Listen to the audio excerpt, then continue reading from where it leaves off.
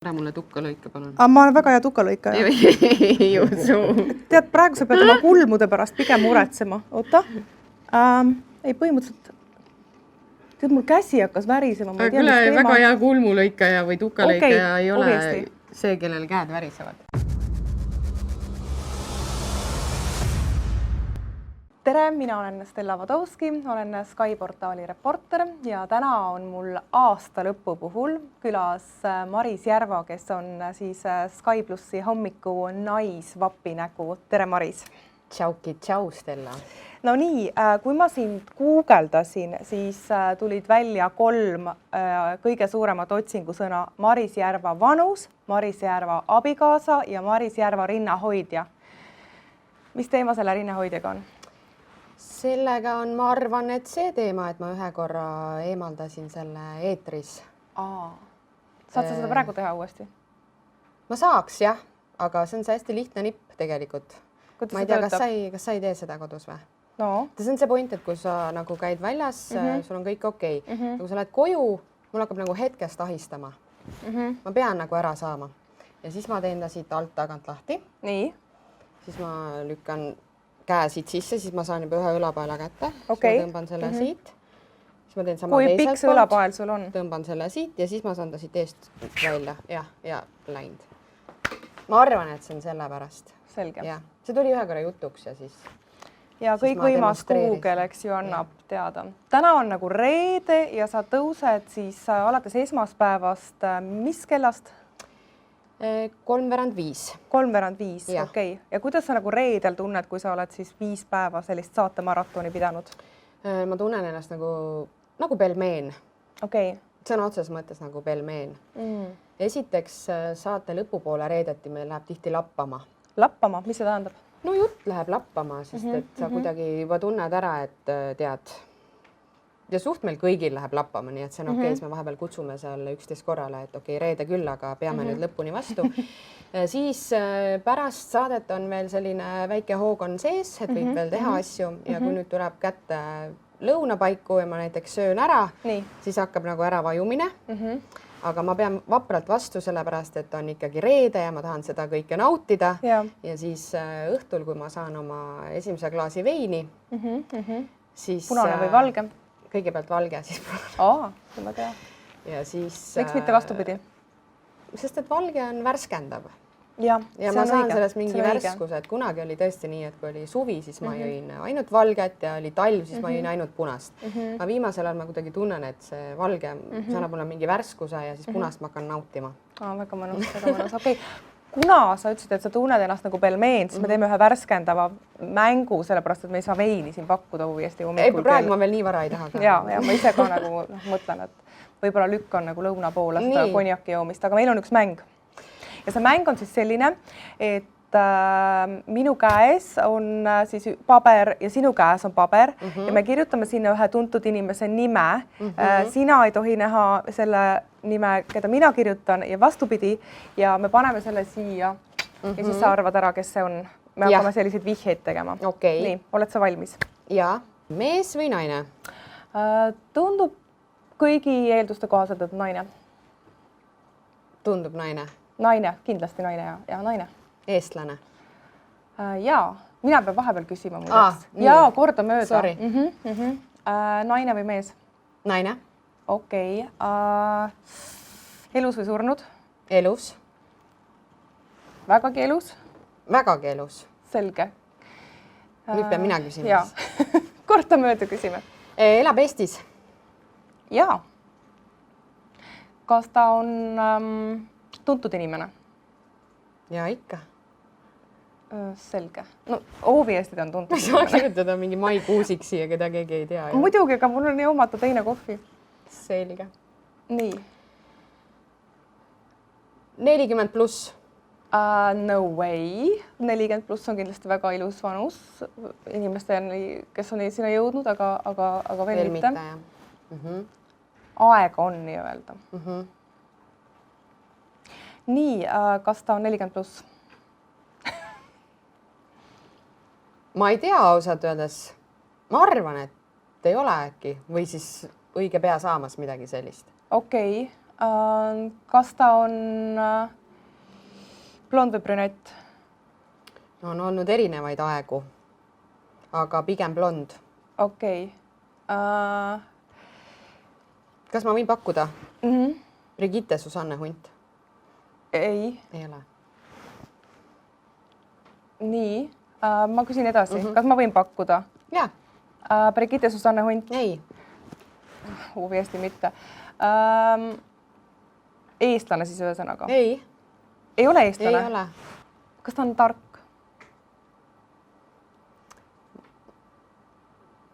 Ma arvan küll, et ta on tark ikkagi omas valdkonnas. Okei. Kas ta on välismaalane? Jaa. Selge. Sa võid nüüd natuke ise küsida. Kas siin on mingi suunamudija või? No way. Mingi noor tüdruk? Jah? Ma ei saaks päris öelda, et noor tüdruk. Laulja? Kusjuures, kui ma niimoodi mõtlema hakkan, siis ta on natuke laulnud. Selles mõttes, kes meist ei laulaks duši all? Ei, no see ei ole mingi laulja. Nii. No küsi. Kas ta on laulja? Jaa. Okei. Madonna? Ei, kusjuures ma mõtlesin enne Madonnat kirjutada. Okei. Ma ei tea teisi lauljaid. Teda sa tead? Teda ma tean, jah. Selge. Sinu kord? On ta kirjanik? Ei. Aga ta valdab kirjasõna. Valdab laulmist, valdab kirjasõna. Paras pähkel, no mingi noor inimene ühesõnaga. 20 pluss. Jaa. Naine. No jaa. Pluss naine. Jaa. Küsi veel mingeid vihjeid, mida naiste kohta küsitakse. Maris Järva? Jaa. Ongi, jah? Jaa. Sina võitsid. Ma ei tea, ma järsku mõtlesin, et ma ammustasin läbi. Ma ei tea, miks, aga järsku ammustasin läbi. No mina olen kaotanud, nii et ma võin ära võtta siis. Jaa, vaata. Ma poleks kuule. Sul on siis kodus 5-aastaseks saanud tütar, eks ole? Ja sa olid 1,5 aastat kodus. Kuidas hommikuprogrammi on sellise väikese mudilase kõrvalt vedada? Hea küsimus, aga päris selline elumuutev, kui ma võrdlen aega enne seda ja nüüd, et tegelikult ta läks ikkagi väga varakult juba hoidu, 1,5-aastaselt, siis kui need sinna vastu hakatakse võtma ja siis see tundus mulle kõik kuidagi normaalne ja normaalne elu osa, aga praegu, kui ma vaatan pilte tagasi siis, et milline ta oli ja kui väike ta oli ja siis ma mõtlen täiesti nii, et sihukese viisin nagu kuhugi lasteaeda. Aga esimene aasta või mõnel juhul isegi 2 esimest aastat on lasteaias pidevalt need nohud ja need nohud on väiksemana kuidagi nagu võimsamad, et sa ei vii teda mingite vesiste silmadega. Ja need on võib-olla kõige keerulisemad ajad olnud, et siis ta on kodus, ta käib umbes nädala ära, siis ta tuleb koju, siis tal on nohu, siis ta on nädal aega kodus ja see tähendab seda, et kui mina olen siis poole öö ajal tõusnud ja hommikul koju jõudnud, siis mind ootab seal nagu üks väike tegelane, kes on just üles ärganud ja kes on õnnelik, et emme tuli koju, et mis me täna teeme. Samal ajal, kui ma hea meelega kuulaks vaikust ja rahu ja tegeleks taastumisega. Et võib-olla need momendid jah, aga õnneks on tugisüsteem piisavalt tugev, et me saame hakkama. Nii sa oled 3,5 aastat käinud tööl, tõusnud kell 5. Sa tõusnud kell 5, jah? 3:45, jah. 3:45? Okei. Ja palju sa selle aja jooksul oled näiteks lapse pärast töölt puudunud? Küsiks kohe, ütleme, mingisugune selline töövestluse inimene. Oletame, et sa lähed tööle kuhugi ja ma olen selline proua siin teisel pool lauda ja küsin, palju te olete seni oma 5-aastase lapse pärast töölt puudunud? Jaa, kusjuures mult küsiti seda küsimust ka mingi aeg alles, kui mulle helistas põhimõtteliselt mu endine tööandja. Tegi tööpakkumise? Jah, kes kutsus tagasi. Okay. Ja see oli selles mõttes hästi tore, et nad niimoodi mõtlevad ja üks argument siis, millele temaga kohe rõhus oli see, et sul on nii väike laps, et noh, et ja need hommikud ja et see kõik on nagu nii keeruline, et tule meile tagasi, et saad nii-öelda normaalse elu peale jälle tagasi. Jaa. Aga nad tahtsid sulle elu lihtsamaks teha? Ja, et ta oli täiesti nagu hämmingus, et ma ütlesin talle kohe, et mul on väga hea meel, et aitäh, et minu peale mõtlesite, viskasime seal natuke nalja, aga ma ütlesin, et mul ei ole mõtet aega raisata, et kuhugi kohvikusse nüüd seda nagu arutama minna, et ma ei olnud sellel hetkel kindlasti valmis kuhugi minema. Ja siis ta küsis samamoodi, et aga kas siis lapse pärast ei pea nagu puuduma või nii. Ja siis ma hakkasingi mõtlema, et tegelikult ma olen selle aja jooksul, ma pakun lapse pärast puudunud ühe käe sõrmedel ma võin üles lugeda need korrad. Et mul on ämm, kes saab tulla hommikul siis, kui mul peab mees minema tööle, tuleb meile, ta saab nii kaua olla, kuni mina jõuan. Et üldiselt ma alati olen kasutanud seda varianti, aga tõesti on olnud mõned üksikud korrad, kus on tal tulnud peale mingisugune haigus, ta on olnud tugevas palavikus, ma kuulen, et ta hingab 3 korda tugevamini kui muidu, istud seal kõrval, ta on kuum nagu mingi söetükk, noh, et lihtsalt see süda ei luba minna.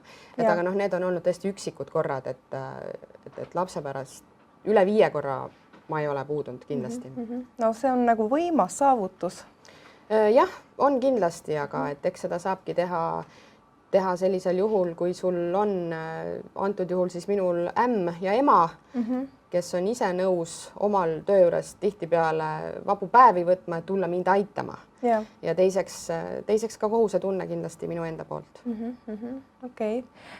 Kui ma ütlesin mõningatele inimestele, et täna ma intervjueerin Maris Järvat, siis ainus küsimus, mida nad palusid küsida, on see, et kuidas sa hommikul nii vara üles saad?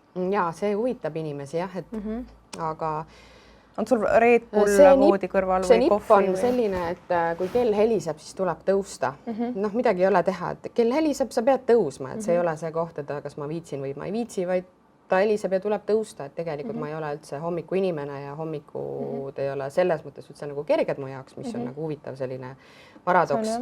Aga ega siin nippi ei ole. Nii et hommiku inimene sa ei ole hommiku inimene, kes teeb siis hommikusaadet ja tõuseb 4:45. Jah, ma ei ole hommiku inimene. Tegelikult. See on nagu eriti huvitav moment. Okei. Aga seda saabki teha ainult siis, kui sulle töö väga meeldib.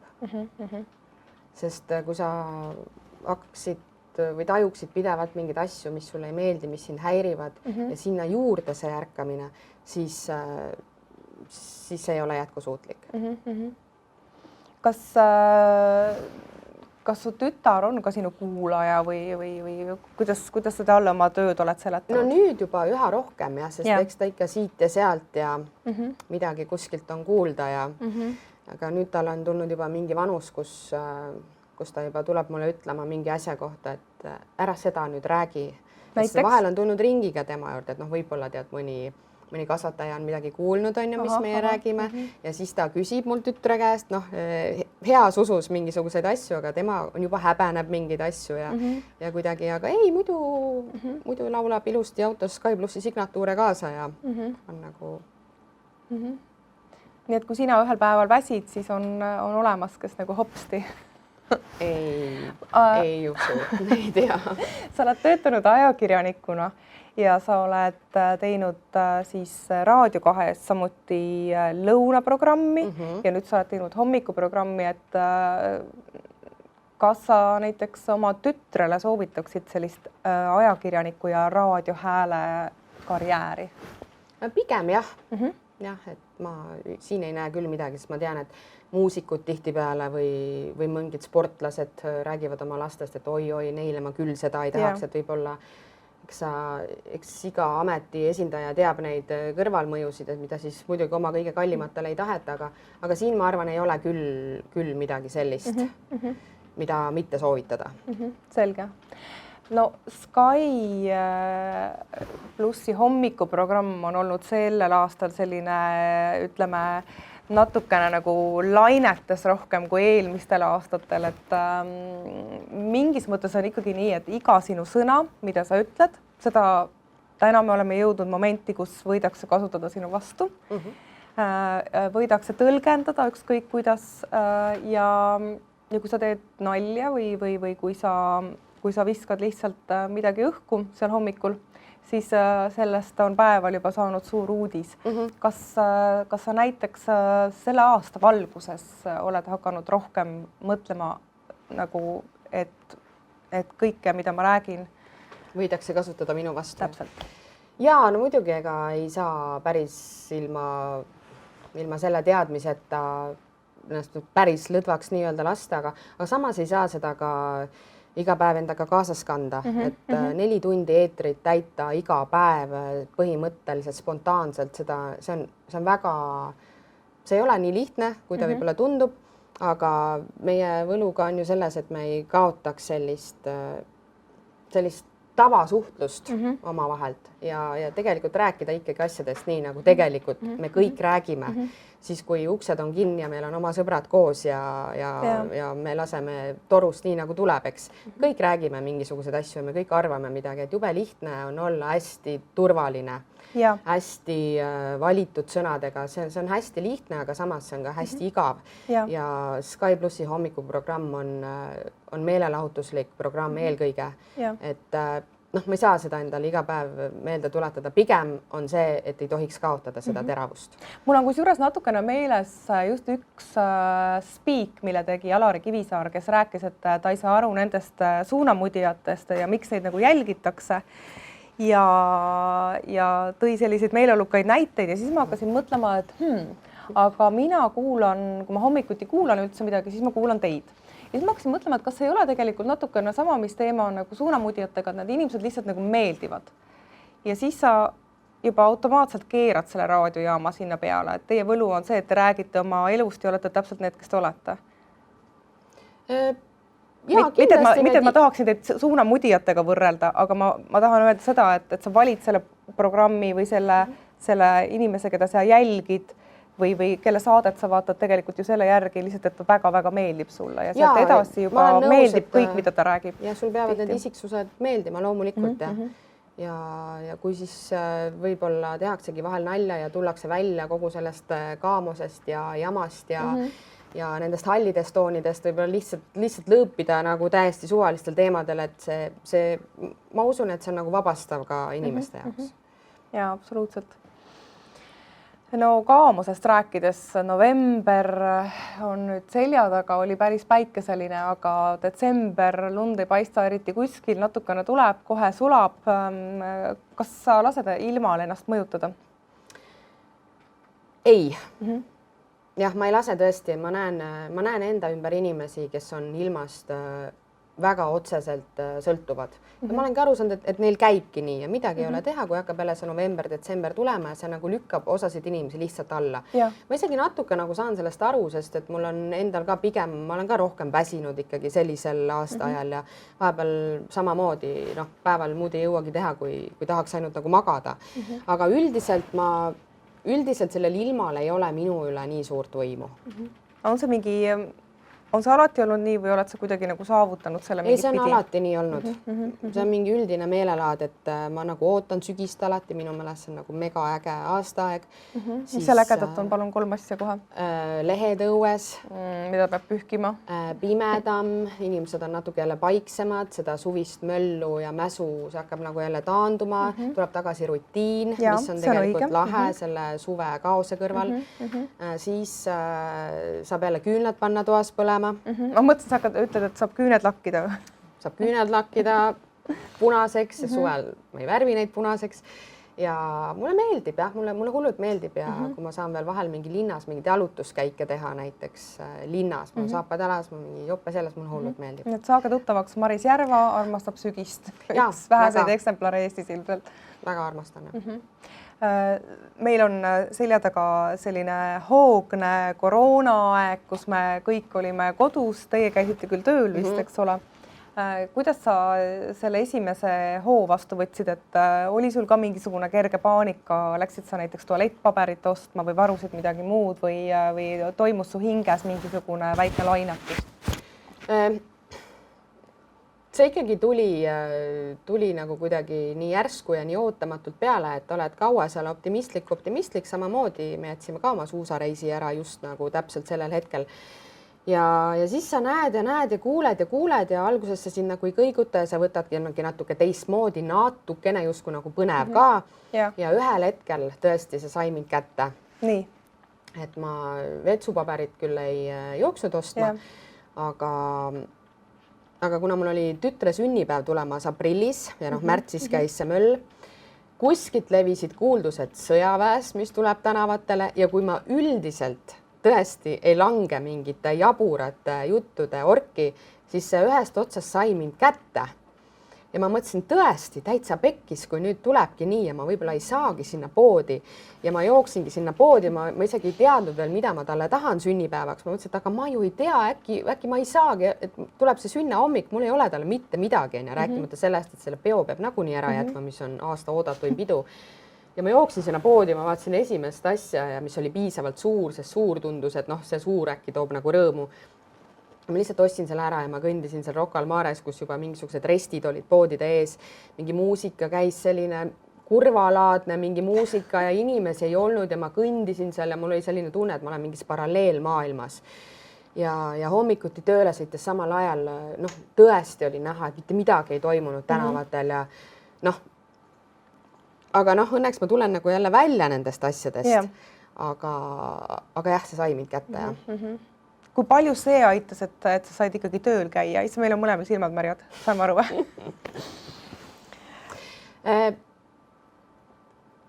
Ma arvan, et ta ikkagi aitas, sellepärast, et tööl oli muidugi ka jälle nagu selline, kõik koridorid olid pimedad, sellepärast, et tõesti mitte kedagi ei olnud peale meie tööl.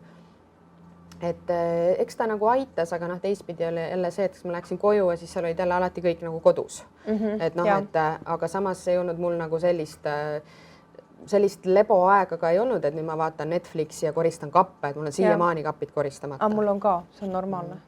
See juhtub aastal 2030. Aga sellises situatsioonis ikkagi tuleb olla õnnelik, et sa saad kuskil käia ja sa saad teha tööd, et selles mõttes ma ei virise. Detsember on teadupärast ka sellel hetkel, kui hakkavad päkapikud käima, siis on ikka, ütleme nii, et seda ootamist on. Et kuidas siis teie peres nende päkapikkudega lood on? Päkapikkudega on lood sellised, et nad on väga oodatud ja mõistagi nad hakkasid ka käima ja eile oligi selline tore seik, kus ma tegin perele videodiskot, lasin neile jõululaule telekasse ehk siis YouTube'is telekasse. Selle peale kustutas tütar kõik tuled ära, et siis nagu kui mingid lahedad laulud, et siis tema seal tantsib ja siis on nagu ägedam. Kas ta lootis, et päkapikk vaatab uknast sisse või midagi? Ei, aga siis oli järsku ühel hetkel käis krõps, käiski reaalselt mingi krõps. Ja selle peale ta tormas ukse juurde, et ta laseb koera tuppa. Siis ma ütlesin, et ei, et koer on toas. Et et koer väljaspoolt kraapis, et koer tahab tuppa saada. Ma ütlesin, ei, et tule vaata, et koer on rõdu ukse ees, ta magab, ta ei liiguta ka. Siis ta tuli, vaatas, aga mis hääl see siis käis? Mingi prõks käis. Ja siis ma ütlesin, et ega mina ka ei tea, mis käis, aga arvestades seda, et meil on maja pime, siis võib-olla see oli päkapikk. Ja siis ta jäi nagu ülimõttesse ja siis ütles ikkagi, et tema arvab, et CJ küünega ajas vastu klaasi. Ma ütlesin, et ta ei ajanud tõesti, et ta päriselt ka magas on. Ma ütlen vahele, et CJ on koer. CJ on koer, jah. Ja siis tuli kätte õhtu ja siis ma nägin, et tütrel oli mure, et kui nüüd olidki need päkapikud, kes käisid, ma ütlesin, et nad ei saanud ikkagi midagi jätta, sest nad ju nägid, et tegelikult telekas käis, aga nad alguses ei näinud, sest maja oli pime. Nii? Et äkki nüüd nad siis ei tulegi täna öösel. Et ma ütlesin, et tulevad ikka, et kui nad siis tulevad uue ringiga, et ma arvan, et ega ma ka ei tea.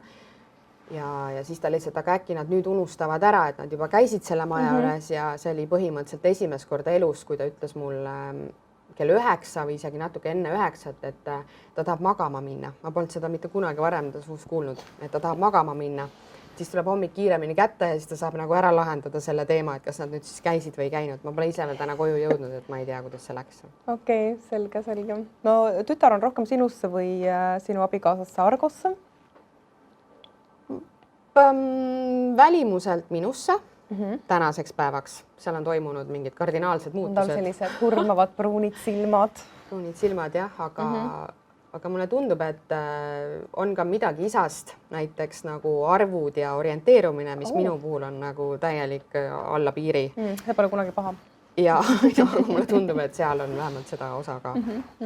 Selge. Ja iseloom on ta selline... No selline jäär.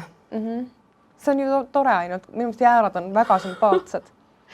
Sa oled ise jäär. Sa oled väga sümpaatne, Stella, seda küll. Jaa. Mul jääradega nagu klikib alati. Ja ei, mul endal ka klikib jah, et... Sul abikaasa on? Sõnn. Sõnn? Ja. Okei. Ja kui abikaasa vanaema kunagi kuulis, et nüüd on peres on nagu jäär, kes nagu elab sõnniga koos, seda esimene hästi ehe emotsioon oli see. Mul on see nii meeles, sõnn ja jäär, et sealt ei saa nagu midagi head tulla. Ja ma tean, kui on olemas inimesed, kes räägivad niimoodi, et ma ütlesin kohe sulle, kaksikud on need, kellel alati pastakas kukub maha. Või näiteks, et ma teadsin, et kui sa oled ikkagi abielus veepalaga ja see asi ei lõppe hästi umbes. Zodiaagi märke oled uurinud, ma olen neid ise ka natukene lugenud, et ma saan aru küll, mille põhjal ta seda ütleb, sest tegu on kahe täiesti erineva inimesega. Okei. Aga päeva lõpuks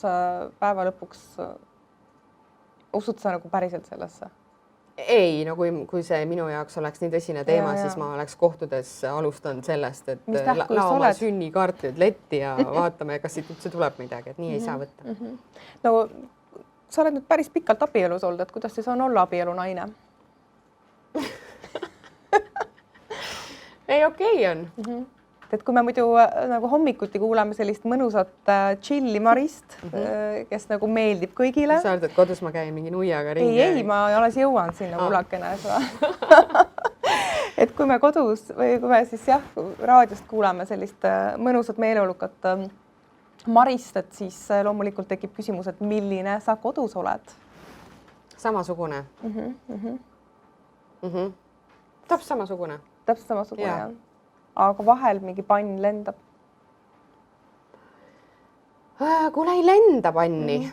Aga mõtled, sa tahaks lennutada? On olnud aegu, kus tõesti mingid asjad kuidagi võib-olla oleks tahtnud panna seda panni lendama, aga kuidagi, ma mainisin ka, me oleme nii erinevad inimesed, et siis abikaasa oskab alati kuidagi mulle anda iga asja puhul mingi täiesti teise perspektiivi. Et kui ma alguses olen nagu mingi oma teemas, millega iganes siis seotud, kas see on meie omavaheline asi või on mul tööl olnud midagi või on kuskil mujal midagi, mis mulle ei mahu pähe ja ma tahaks kohe nagu klattima minna, kohe kiiresti, sest ma olen kärsitu ja lähen nagu hästi kiiresti käima, siis ta ütleb mulle ühe lause, näitab mingit täiesti teist perspektiivi sellel asjal ja ma olen nagu hõkk.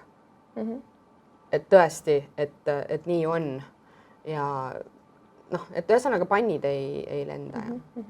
Kui sa tahaks klattima minna kohe, et kas sa oled selline kirglik, kes tõmbab telefonikõne ja küsib, et milles asi on või kuidas, mis see klattimine tähendab? Jah.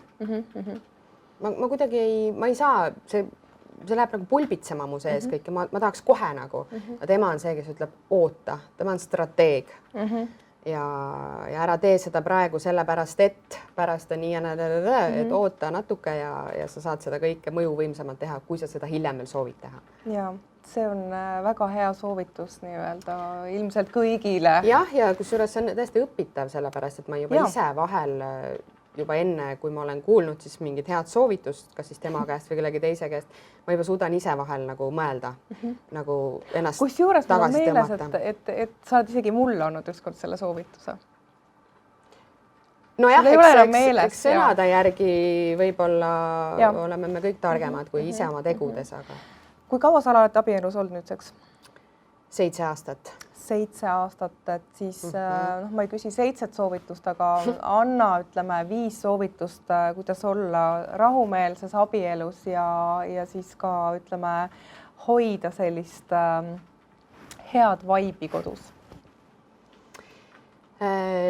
Oma meest või naist kõigepealt austa, hinda, ära võta elementaarsena. loodetavasti on see inimene, kellega sul on hea koos olla. ja oota, 5 on puudu või? Nii, põnev. Maris mõtleb. Raske on praegu niimoodi mõelda. Aga pane ennast teise kingadesse ja anna ruumi. Kui palju sa ise ruumi vajad, ütleme üleüldse sellist omaette olemise vajadust? Saad sa seda ka? Ma saan, kui kõik on terved ja käivad tööl ja lasteaias. Siis ma saan. Mis sa teed siis, kui sul on selline omaette olemise aeg? Mitte midagi. Ma reaalselt ei tee mitte midagi ja ma tihtipeale alustan mõtlemisega, nii, mul on nüüd see aeg, nii, mul on tegelikult tõk, ma tahaks teha seda ja lõpuks ma seal istun ja olen ja magan ja söön ja ma tõesti, ma ei tee põhimõtteliselt mitte midagi. Käin jalutamas. Nii et sinu käest ei ole mõtet küsida, et mis on nagu parim teleseriaal, mida viimati vaadata? Hetkel mitte, tõesti enne lapse saamist ma olin kõigega väga hästi kursis. Ma tõesti vaatasin väga palju seriaale, telekast, filme, igasuguseid asju. Praegu nii palju, kui ma vähegi jõuan, ma tahan vaadata küll filme, aga praegu ära küsi seda ja kõike muud on liiga palju. No selge. Mida sa siis soovid Sky portaali lugejatele aasta lõpetuseks? Ma soovin, et te teeksite mingi kokkuvõtte oma aastast, et te näeksite, et klaas on alati pigem pooltäis kui pooltühi. Iga asi juhtub millegi pärast ja et uuel aastal täituks kõigil üks väike salasoov. No suurepärane ja seda salasoovi täitumist ma arvan, et me kõik soovime sullegi. Aitäh! Aitäh tulemast! Aitäh!